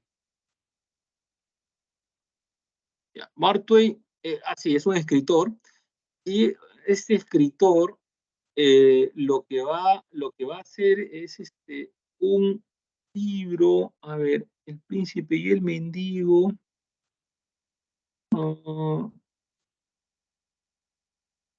Este libro mejor. Ya, acá, no sé si es Mark Twain o es ¿Quién escribe? Oliver Twist. Ese es el cuento. Charlie Dickens. Me estaba confundiendo. Mark Twain es estadounidense. Charlie Dickens es inglés. Y él escribe este libro, ¿no? No sé si alguien en la clase de literatura o en algún momento ha leído el libro de Oliver Twist de Charles Dickens, ¿no? A ver, ahí los leo en el chat. A ver, ahí. ¿Alguien leyó ese libro? Profe, ¿se podría decir que en algunos asuntos China es más capitalista que Estados Unidos? O al final te contesto eso. No, no ha leído. Bueno, lo que ocurre en el libro, lo que ocurre en ese libro, y es inclusive una película todavía, hay una película del libro, pueden buscar la película si no quieren leer el libro, y entonces es un huérfano en la Inglaterra del siglo XIX, del siglo XIX, pues, ¿no? Y retrata, pues, una sociedad tuborizada, donde se explota a niños, donde hay muchos huérfanos, donde las condiciones en las fábricas es de explotación, una economía con una clase, con un grupo de personas, pues, en condiciones paupérrimas, una ciudad sucia, ¿no?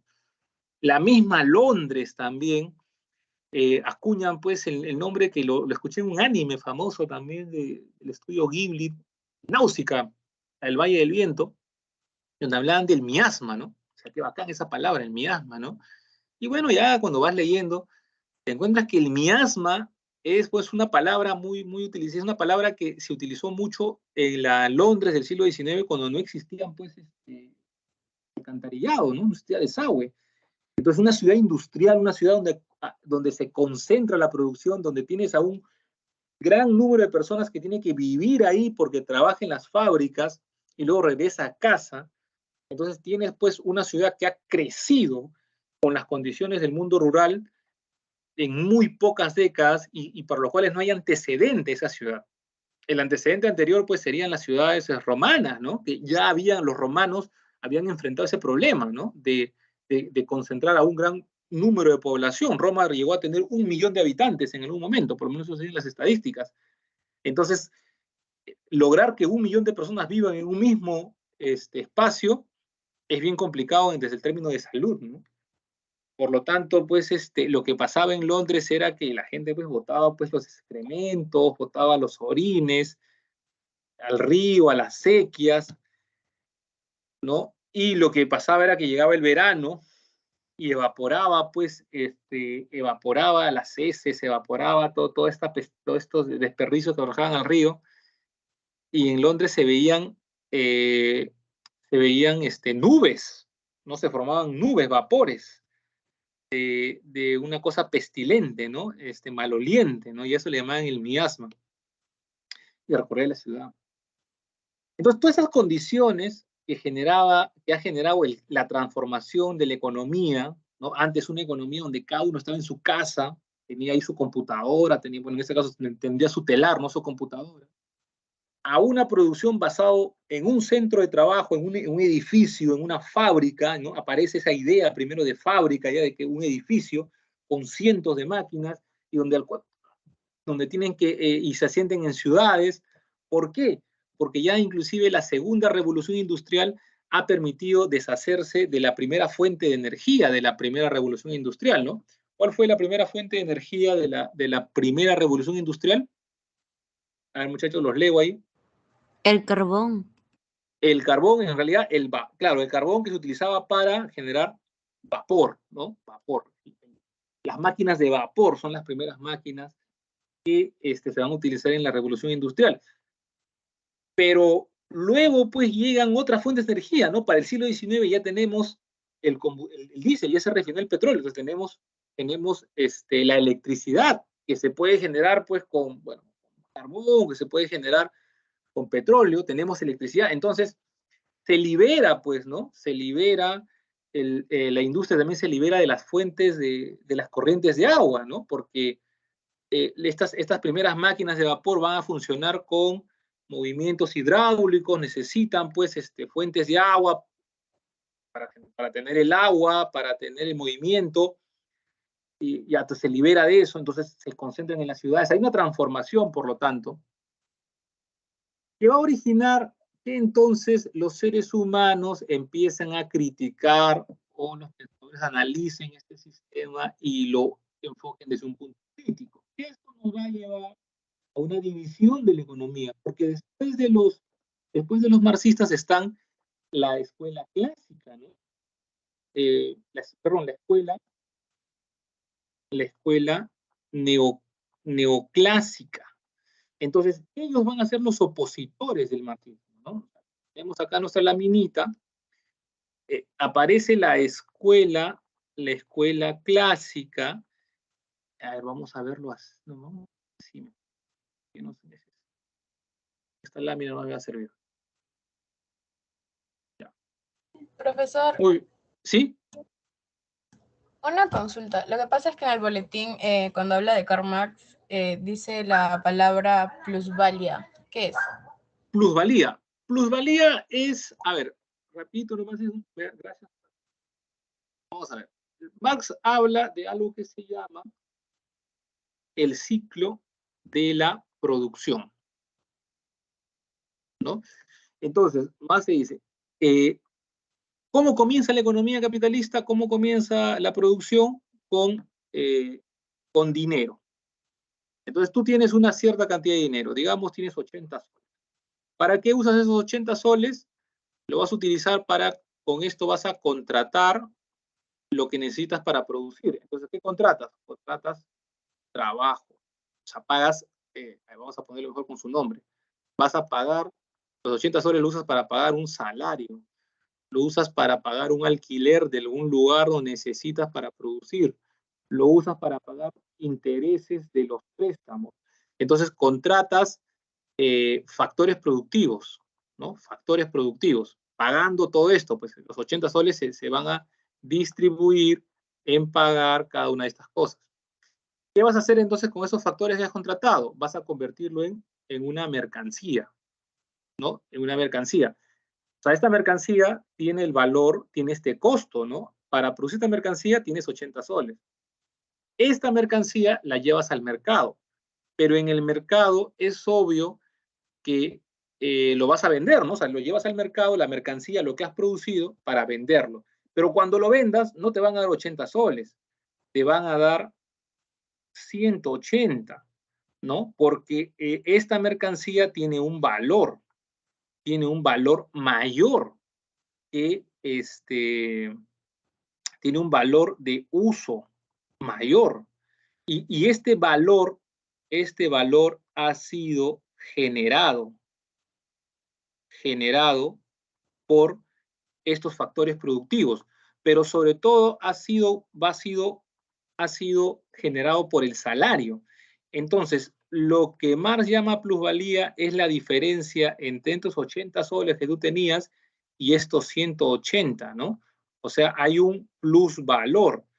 Aquí hay un valor ya, el valor del salario, el valor de la fábrica, el valor del capital, ese valor. Entonces hay un valor adicional que se genera, pero ¿quién genera ese valor adicional? En realidad lo está generando el trabajo, ¿no? El trabajo, pero de este valor, de estos 180 soles, de este plusvalor, esta diferencia, ¿no? El trabajador ya recibió su parte, ¿no? Probablemente si lo descomponemos, el trabajo haya recibido, no sé, pues ¿cuánto le habrá pagado? 20 soles, ya 20. Y lo que se ha generado es muchísimo más, ¿no? Se ha generado una ganancia adicional.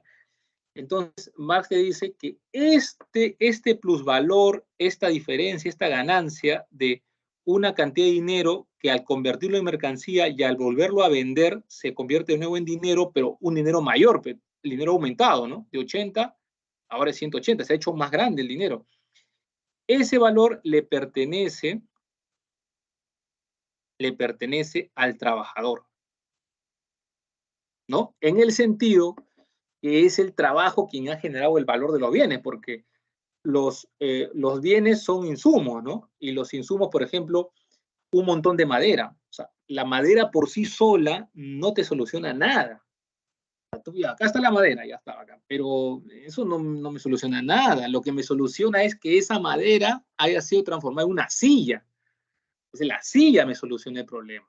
Pero la madera no me soluciona nada. La mesa me soluciona un problema.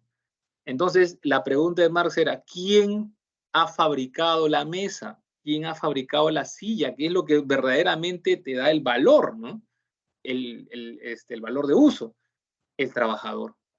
Entonces, es el trabajador quien ha generado ese valor, ese plusvalor, esa plusvalía, ¿no? Y por lo tanto, el trabajador debería recibir parte de esa riqueza. Entonces, la crítica de Marx, y es ahí su separata, su crítica es pues que hay una desigualdad que se genera, ¿no? En la producción porque el capitalista es dueño de la producción, tiene propiedad privada sobre la producción, entonces no comparte con el trabajador. Entonces Marx va a dedicarse a divulgar su obra o escribe para los trabajadores, ¿no?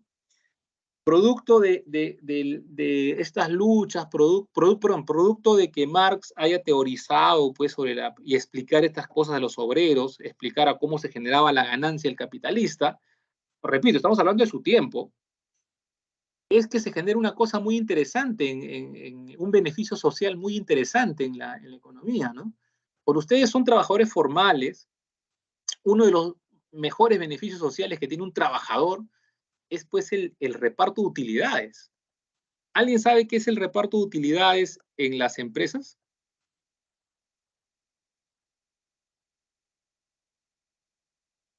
¿Habrá alguien que quisiera intervenir? A ver, ¿qué es el reparto de utilidades? Actualmente, eso es actual, ¿eh? ¿Qué es el reparto de utilidades en la empresa? Cuando ustedes son un trabajador que son contratados por una empresa y les dan todos sus beneficios sociales, uno de esos beneficios sociales es el reparto de utilidades en marzo, ¿no?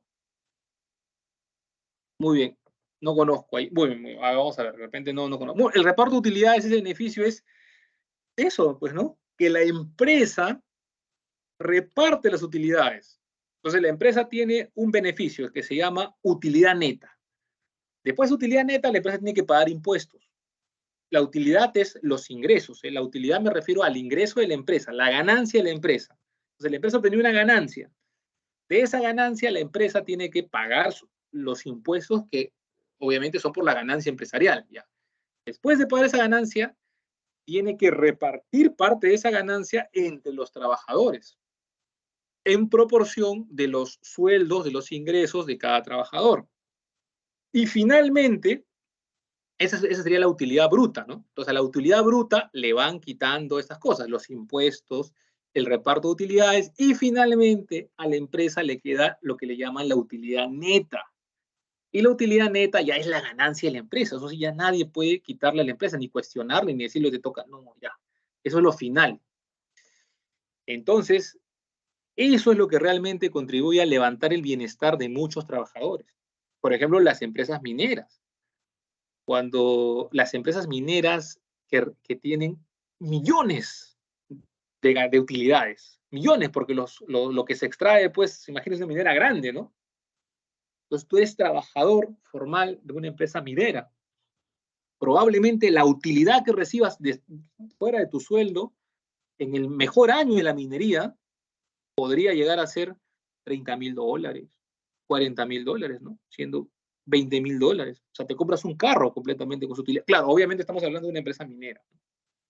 Si es una empresa más pequeña, probablemente tu utilidad sea pues 5,000 soles, 10,000 soles.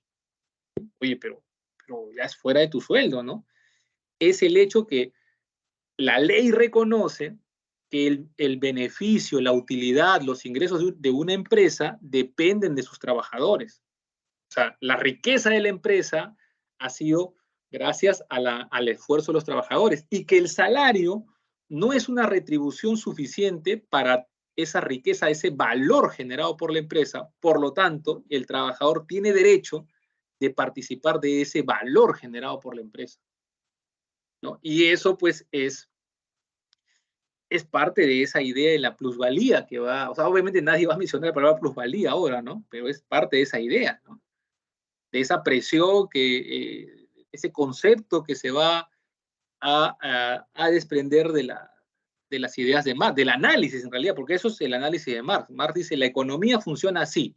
Hay una diferencia entre lo que costó producir el bien y lo que el bien vale en el mercado. Y ese dinero que se ha generado de lo que la gente está dispuesta a pagar por el bien, ese dinero es lo que realmente beneficia o genera las ganancias del capitalista.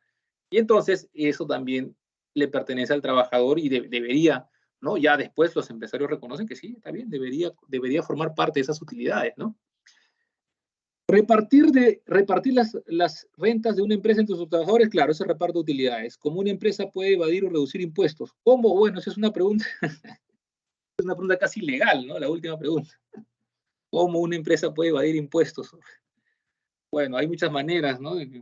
La informalidad, pues, es una de ellas, ¿no? Las economías informales o las empresas informales evaden impuestos, ¿no? Muy bien. A ver, vamos a cortar un poquito y vamos a llegar acá. A ver, entonces, tenemos en esta pugna histórica, tenemos un problema, ¿no? O sea, tenemos la economía positiva, que es lo que es. Ya. ¿Y dónde aparece esta división de la economía? Esta división de la economía va a aparecer en el siglo XIX, ¿no? Entonces recuerden, Marx escribe su obra en 1848. La escuela clásica que se opone a Marx, la escuela neoclásica, va a estar vigente de fines del siglo XIX y principios del siglo XX, ¿no? Ya, esa va a ser la dinámica. Entonces, estamos hablando también de momentos históricos diferentes. Los economistas neoclásicos se van a oponer, son opositores, eso es importante, son opositores a la escuela socialista. Como ya expliqué un poco al explicar del reparto de utilidades y estas cosas, la plusvalía que se genera, como ya expliqué, como causa de la diferencia entre el dinero que utilizas para contratar los factores productivos y el dinero que tienes en el mercado por la venta del producto, esa diferencia, esa ganancia que se ha generado ahí, a eso le llama plusvalía. Eso sería la plusvalía, ¿no? ¿Ya? Eso gana mucha popularidad, ¿no? Entonces, en el siglo XIX, en la historia, ¿qué es lo que tenemos? Tenemos el llamado movimiento obrero, ¿ya? En la historia aparecen los sindicatos. Eso es muy importante. Van a aparecer los sindicatos.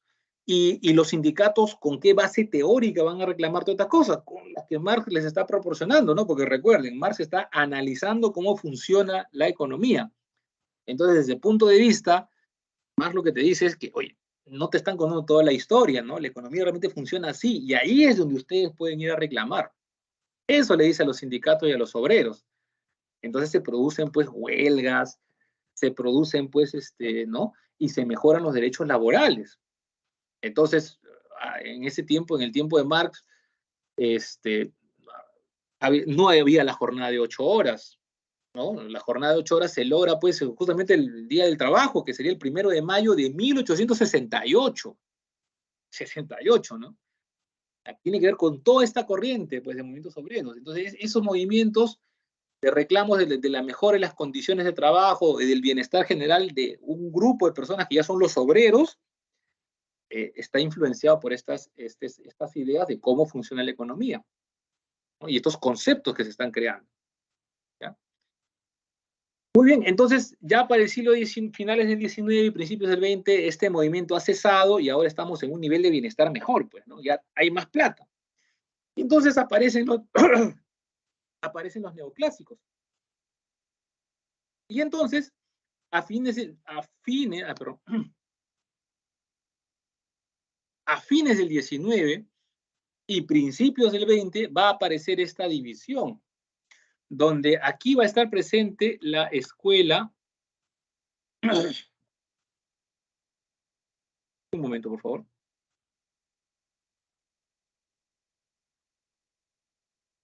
Ya, va a estar presente la escuela neoclásica. O sea, la escuela neoclásica te va a decir, oye, la economía es lo que es, ¿no? O sea, no tenemos que, como dicen los marxistas, porque acá están los marxistas, pues acá está la escuela socialista. Entonces, la escuela socialista te va a decir, oye, la economía, el mundo no es justo, ¿no? El mundo puede mejorar. La economía debe servir para mejorar o transformar el mundo, para intervenir en la realidad, para normar, para las normas, ¿no? De cómo debería ser el mundo. En cambio, la escuela neoclásica dice, no, no es necesario, ¿no? Hay una influencia. Bueno, acá también ciertamente hay una influencia del positivismo, ¿no? Del positivismo. El positivismo, pues, es esa corriente filosófica que dice que el conocimiento más elevado es el conocimiento científico. El conocimiento más básico sería el conocimiento mitológico, religioso. Luego sigue el segundo conocimiento más elevado, superior, que sería el conocimiento filosófico. Y el último conocimiento, el más elevado de todos, sería el conocimiento científico. Entonces hay para finales del 19, propio de la Revolución Industrial, hay un deseo, un prurito, una moda que se ha desatado en todas las sociedades de aplicar la ciencia, ¿no?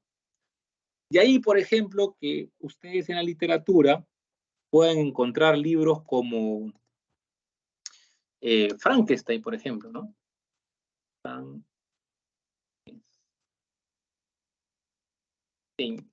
Libro, ¿no?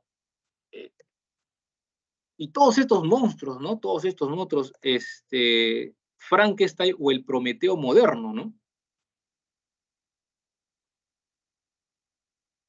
¿Ya? Frankenstein o el Prometeo moderno de Mary Shelley, por ejemplo, ¿no? ¿De qué trata Frankenstein? Me imagino que han escuchado, hasta la película han tenido que escuchar, ¿no? De Frankenstein.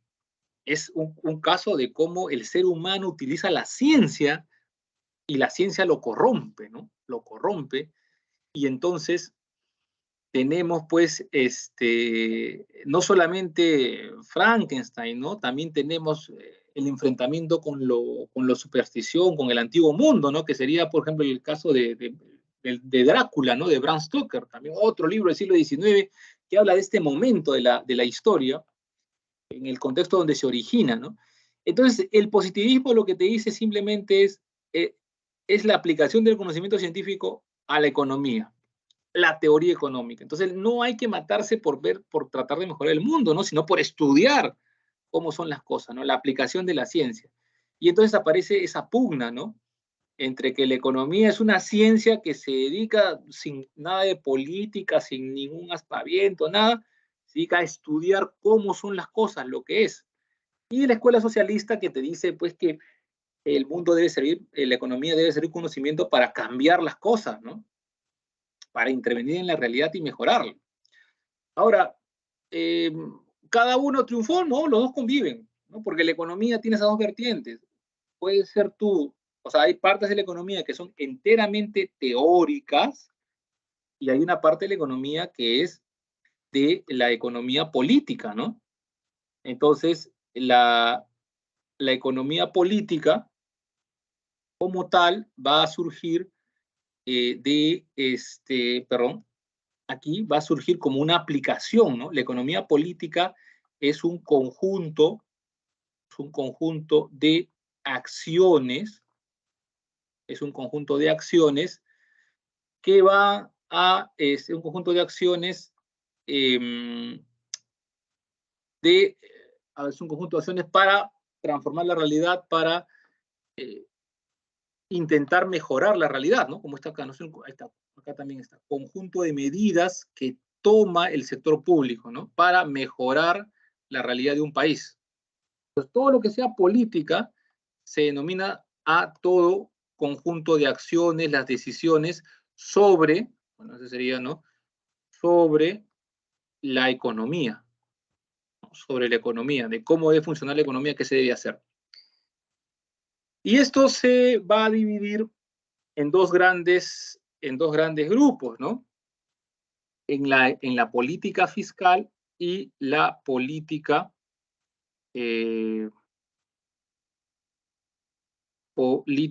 económica. Un ratito, por favor.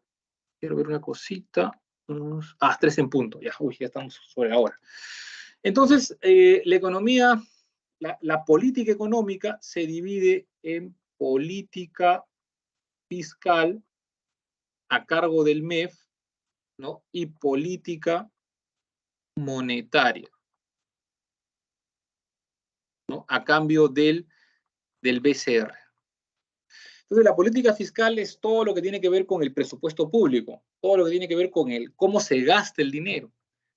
La política monetaria es todo lo que tenga que ver con el Banco Central de Reserva del Perú, ¿no? Que es la administración del dinero, es la emisión del dinero.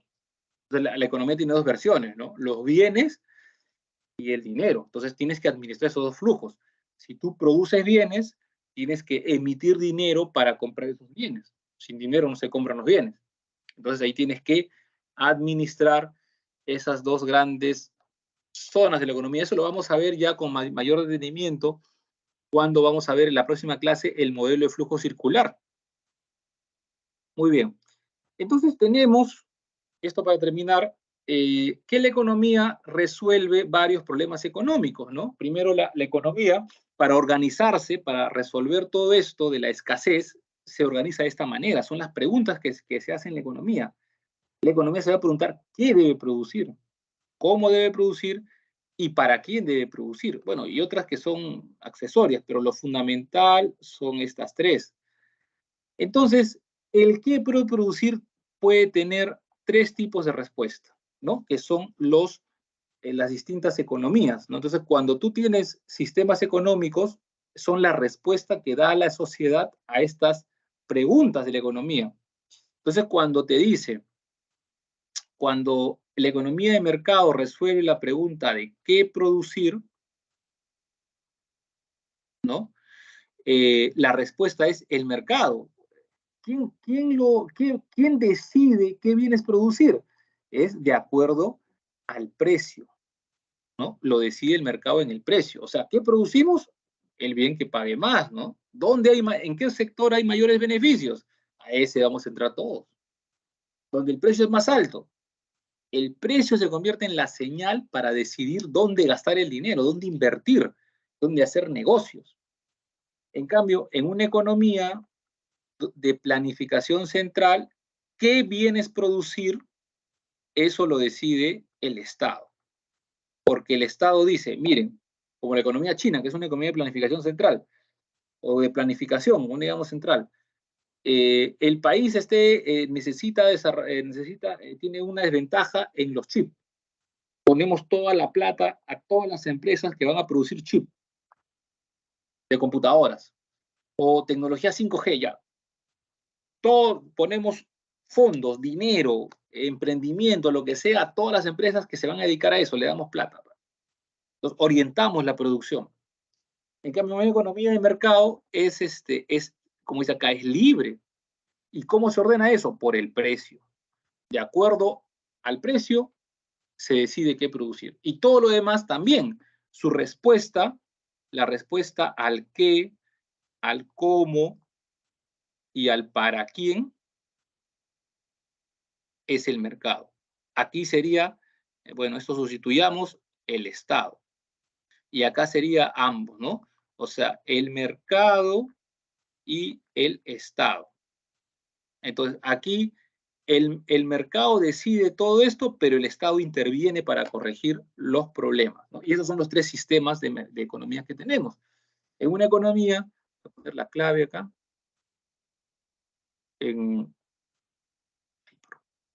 ya, acá está. Sí, muy bien. Entonces, estas son las claves. En las economías tenemos pues los sistemas económicos, estos sistemas económicos, la economía de libre mercado pues serían las economías occidentales, ¿no? Las economías occidentales, aunque ahí también hay mucha intervención del Estado, pero bueno, las economías occidentales. Nuestra economía también sería una economía de mercado. Es más, bueno, nuestra economía es una economía social de mercado, es una economía mixta desde la Constitución. Y las economías de planificación, bueno, muchas han desaparecido, pero la más grande que quedaría sería pues la economía china, ¿no? Todavía es una economía de planificación, ¿no? Por eso que la economía china la definen muchas veces como un capitalismo de Estado, aunque muchos cuestionan decirle capitalismo de Estado, ¿no? Porque no es propiamente un capitalismo de Estado, funciona el mercado, pero la intervención del Estado y el poder del Estado es muy grande, ¿no? Más grande que en las economías occidentales, ¿no? O en las economías de mercado. Entonces, se podría considerar todavía la economía china como una economía de planificación.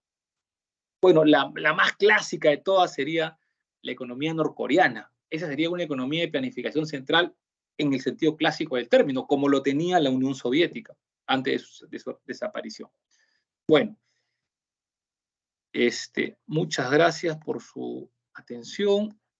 A ver, solamente un minuto antes de retirarme para tomar las claves.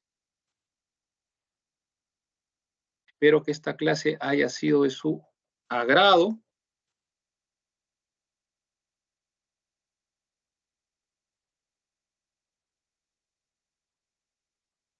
Ya, listo. Muchas gracias. Muy amables. Nos vemos la próxima semana. Hasta luego.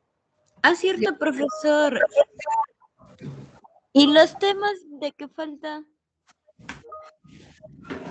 La próxima semana, creo. Chao.